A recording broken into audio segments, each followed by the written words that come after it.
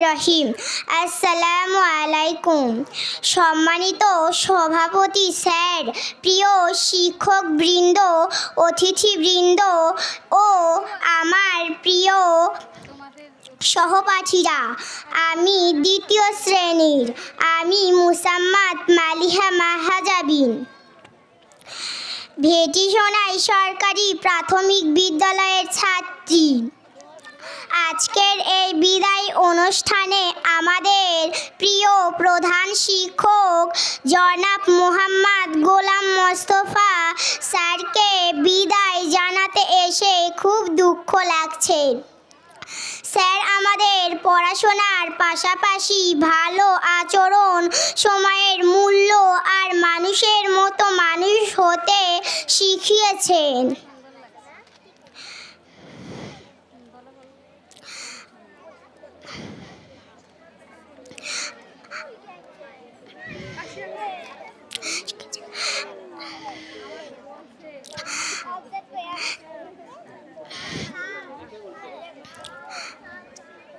sir আমাদের